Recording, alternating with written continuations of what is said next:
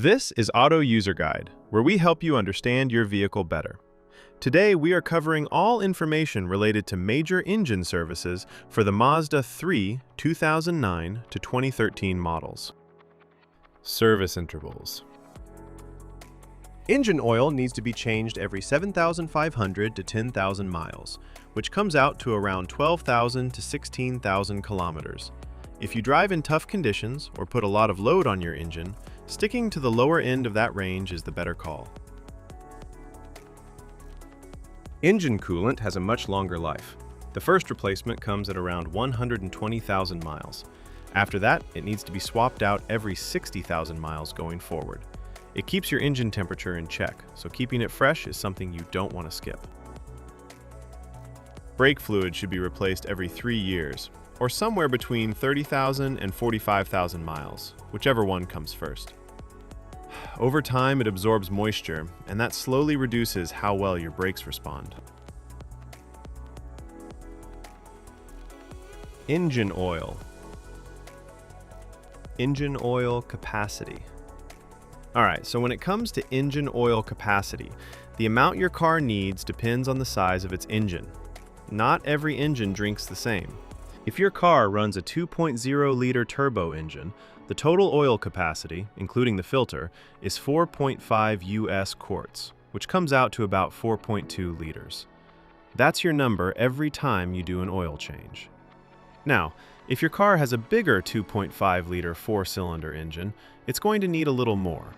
The capacity there, again including the filter, goes up to 5.3 US quarts, or roughly 5 liters. Recommended engine oil. Now let's talk about which engine oil you should be using. The recommendation is to go with a genuine engine oil, or any good quality commercial engine oil, if it matches the right type and viscosity for the temperature in your area. That last part matters more than people realize. The oil that works well in a cold climate isn't always the best choice for somewhere hot, so always check the viscosity chart and pick accordingly. On the topic of synthetic oil, you can use it.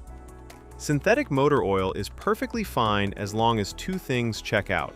It carries the API certification seal, and it matches the viscosity grade your engine calls for. If both boxes are ticked, you're good to go. Change engine oil and oil filter. Before anything else, change your oil and filter based on the maintenance message that shows up on your driver information display. That message is your reminder. Don't ignore it. Here's how the full process goes. Step 1.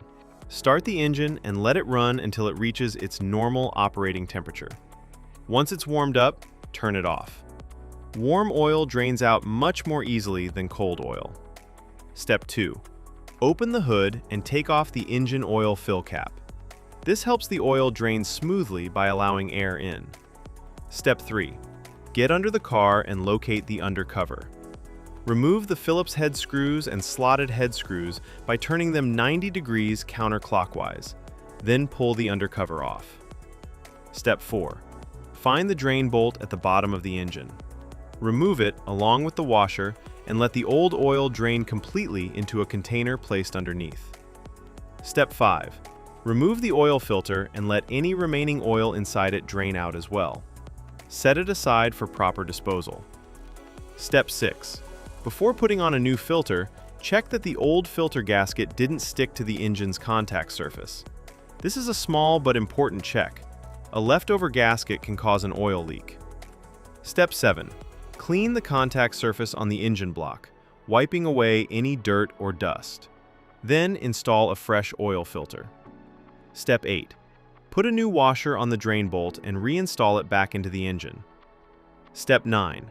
Pour in the recommended engine oil. Make sure you're using the right type and the correct amount for your engine size. Step 10. Put the oil fill cap back on securely and start the engine. Step 11. Let the engine run for a few minutes, then get underneath and check around the drain bolt and oil filter for any leaks. If you see drips, shut the engine off and address it before going further. Step 12. Turn the engine off and wait for about 3 minutes. This gives the oil time to settle. Then pull out the dipstick and check that the oil level is right where it should be. gauge.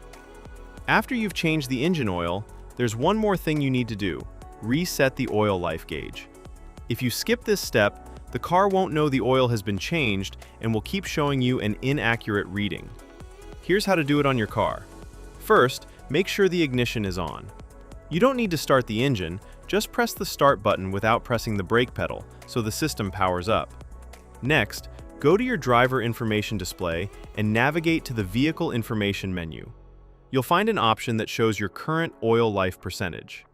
Once you're on that screen, press and hold the selection button, usually the one on your steering wheel, for about 10 seconds.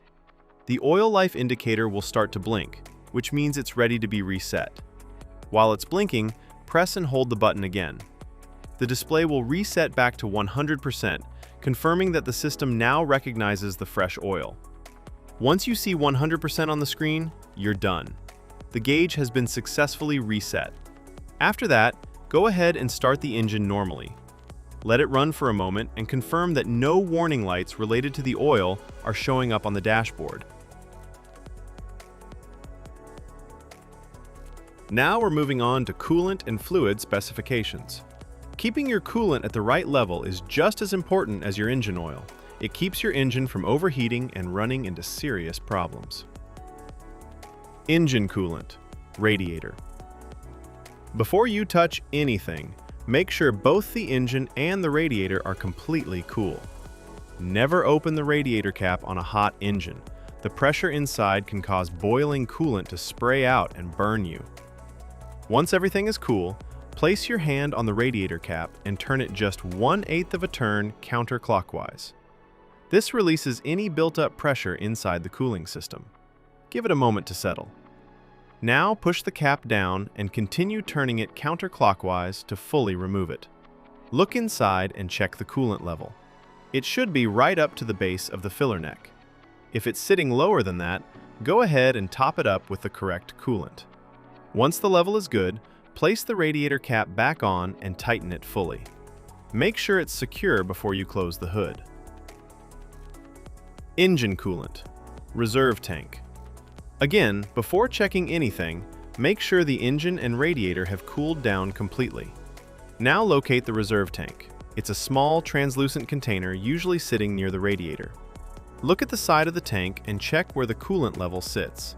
If it's below the minimum mark, add the specified coolant slowly until it reaches the maximum mark. Don't go above it. Once the level is good, take a moment to inspect the cooling system for any leaks. Look around the hoses, the radiator, and the reserve tank itself. If you notice any drips or wet spots, that's something that needs attention before you drive the car. Now, let's talk about replacement of brake fluid. Checking your brake fluid is straightforward. On the side of the brake fluid reserve tank, you'll notice two markings, a minimum and a maximum line. Your fluid level should always be sitting somewhere between those two marks. If the level is at or near the minimum mark, you need to top it up. Don't let it drop below that line. Low brake fluid can affect how your brakes respond, and that's not something you want to find out about while you're driving.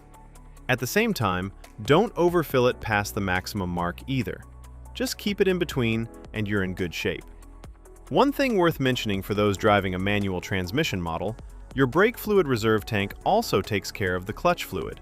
It's the same tank serving both systems. So, as long as you're keeping the brake fluid level between the minimum and maximum marks like we just discussed, you don't need to check the clutch fluid separately. It's already covered. Tire rotation schedule. Tire rotation is one of those maintenance steps that people often overlook, but it makes a real difference in how long your tires last. Generally, you should be rotating your tires every 5,000 to 10,000 kilometers. If your vehicle manufacturer recommends a different interval, go with that instead. Tires without rotation marks. The diagram on screen shows the rotation pattern for tires without rotation marks. These are also called non-directional tires. Because they don't have a fixed direction of rotation, you have more flexibility in how you rotate them. In this pattern, the front left tire moves straight back to the rear left position, and the front right tire moves straight back to the rear right position. Then, at the next rotation interval, the rear tires cross over, the rear left moves to the front right, and the rear right moves to the front left. This cross-rotation method spreads the wear more evenly across all 4 tires, which helps them last longer overall. Tires with rotation marks. The diagram on screen now shows the pattern for tires with rotation marks, commonly known as directional tires. You'll notice an arrow on the sidewall of these tires, and that arrow tells you which direction the tire is meant to spin. It only works one way. Because of that, you can't cross these tires from one side of the vehicle to the other. The rotation here is simpler. Tires just swap between front and rear on the same side.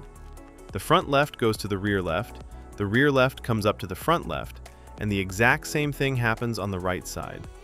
It's a straightforward swap, just without the crossing over that you do with non-directional tires. Now let's talk about the fuel tank capacity. Your fuel tank holds a total of 14.5 US gallons, which is equal to 55 liters. Thanks for watching this video. I really hope it helped you understand things a little better. If you found it useful, give it a like.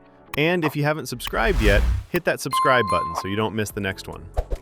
Drop your thoughts or questions in the comments below. I'd love to hear from you. It genuinely means a lot.